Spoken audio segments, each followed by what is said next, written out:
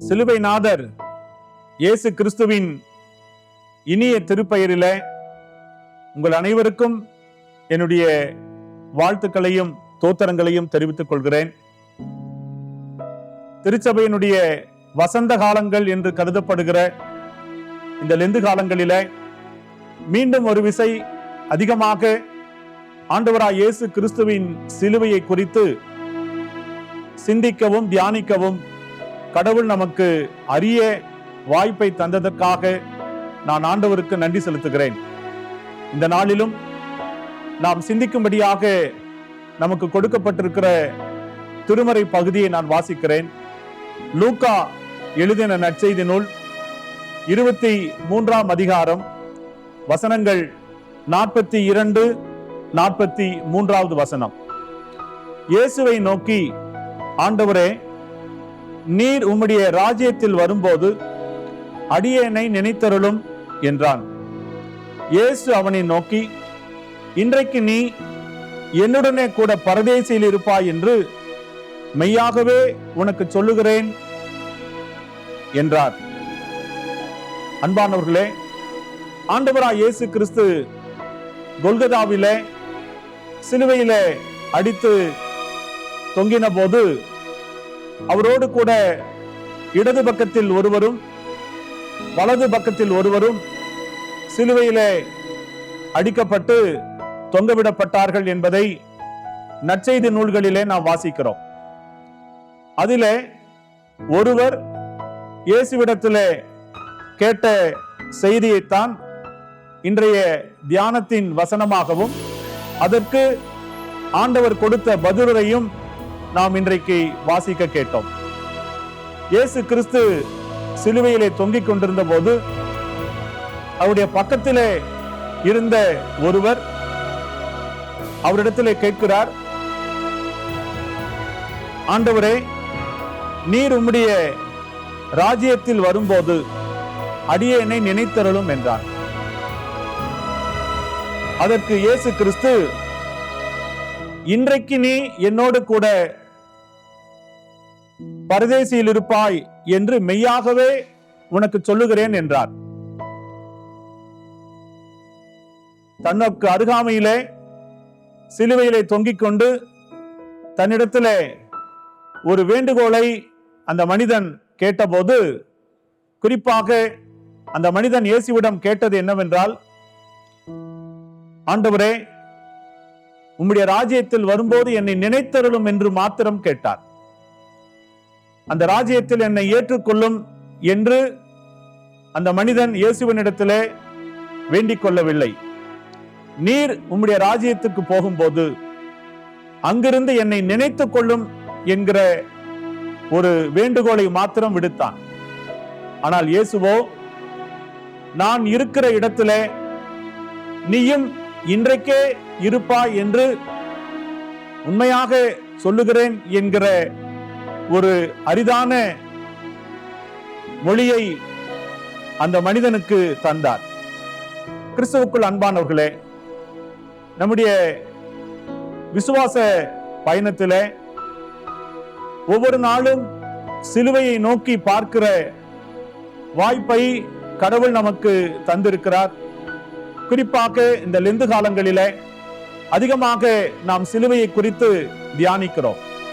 அந்த சிலுவை நாதரை குறித்து நாம் தியானிக்கும் போது அந்த சிலுவையிலே தொங்கின ஆண்டவராய் இயேசு கிறிஸ்துவிடத்திலே அந்த மனிதன் கேட்டது போல, ஆண்டவரே, தகுதியில்லாத என்னை உம்முடைய அரசிலே ஏற்றுக்கொள்ளும், நினைத்துக் கொள்ளும் என்று சொல்லி அவரிடத்திலே மன்றாடுவதற்காக நாம் அழைக்கப்பட்டிருக்கிறோம்.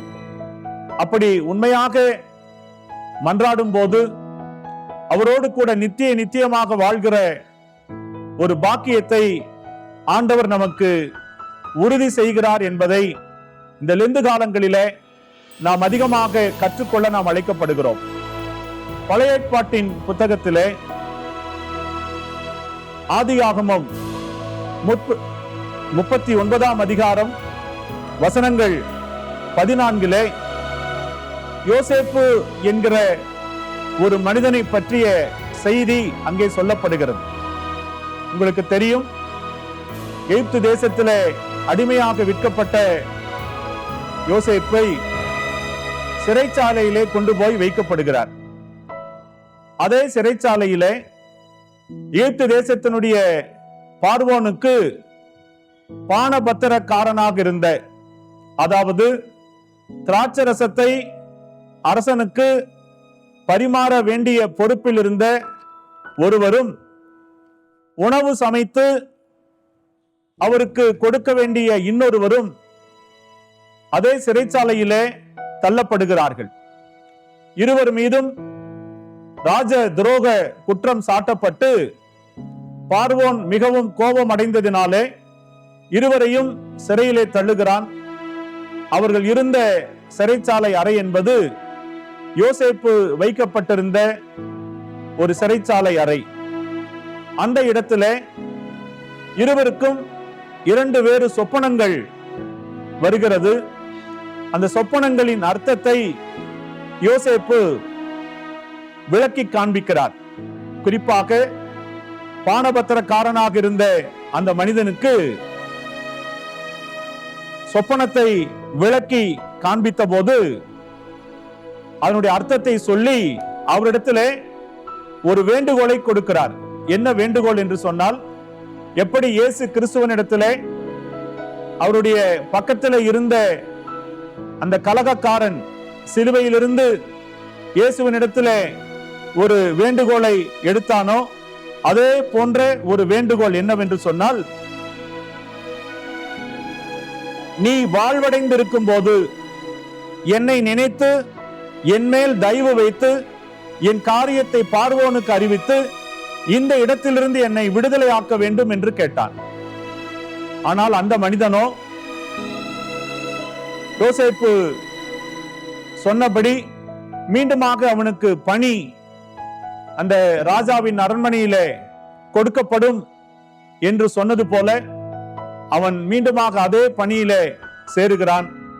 ஆனால் வசனம் 23வது வசனம், ஆதியாகமம் 40ஆம் அதிகாரம் 23வது வசனத்திலே, ஆனாலும் பானபத்திரக்காரன் தலைவன் யோசேப்பை நினையாமல் அவனை மறந்து விட்டான் என்று சொல்லப்படுகிறது. கிறிஸ்துவுக்குள் அன்பானவர்களே, இந்த 2 சம்பவத்தையும் நீங்கள் தொடர்ந்து தியானிக்க வேண்டும் என்று உங்களை அன்போடு கேட்டுக்கொள்கிறேன்.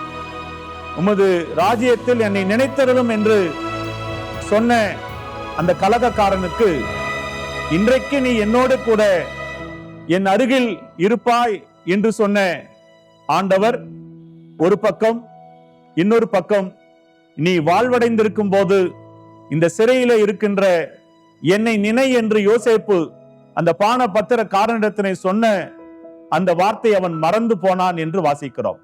கிறிஸ்துவுக்குள் அன்பானவர்களே, சிலுவை நாதர் சிலுவையிலிருந்து நமக்கு கொடுக்கிற உன்னதமான வாக்குத்தத்தம் என்னவென்றால், அந்த சிலுவையை நோக்கி உண்மையாக நாம் பார்க்கும்போது நாம் வாழ்வு பெறுவோம் என்பதுதான். ஆண்டவர் தாமே நம் அனைவரையும் ஆசீர்வதித்து என்றும் ஆண்டவரோடு கூட வாழ்கிற அந்த வாழ்வுக்கு நம்மை தகுதியாக்குவாராக. தலைகளை தாழ்த்தி நாம் ஜெபம் செய்வோம். அன்பு நிறைந்த ஆண்டவரே, எங்களுக்காக நீர் சிலுவையிலே தொங்கினீர். நீர் வேதனைகளின் மத்தியிலே, பாடுகளின் மத்தியிலே இருந்தாலும் அந்த பாடுகளினோடு யாரெல்லாம் உம்மை நோக்கி பார்க்கிறார்களோ அவர்களுக்கு நீர் வாழ்வு தருகிறீர் என்பதை, அவர்களுக்கு மீட்பு அளிக்கிறீர் என்பதை இன்றைக்கு நாங்கள் தியானிக்க நீர் எங்களுக்கு உதவி செய்திருக்கிறீர். உண்மையாகவே அப்படிப்பட்ட மீட்பின் அனுபவத்தை நாங்கள் பெற்றுக்கொள்ள கர்த்தர் எங்களுக்கு கிருபை செய்வாராக. ஆமேன். என் ஆத்துமாவே கர்த்தரை ஸ்தோத்திரே, என் முழு உள்ளமே பரிசுத்த நாமத்தை ஸ்தோத்திரே. என் ஆத்துமாவே கர்த்தரை ஸ்தோத்திரே, கர்த்தர் செய்த சகல உபகாரங்களையும் மறவாதே. ஆமேன். நம்முடைய ஆண்டவராய் இயேசு கிறிஸ்துவின் கிருபையும் பிதாவாகிய கடவுளுடைய அன்பும் தூய ஆவியானவருடைய கூட்டுறவும் நம் அனைவரோடும் இன்றும் என்றும் சதா காலங்களிலும் என்றென்றும் நிறைவாய் நிலைத்திருப்பதாக. ஆமேன்.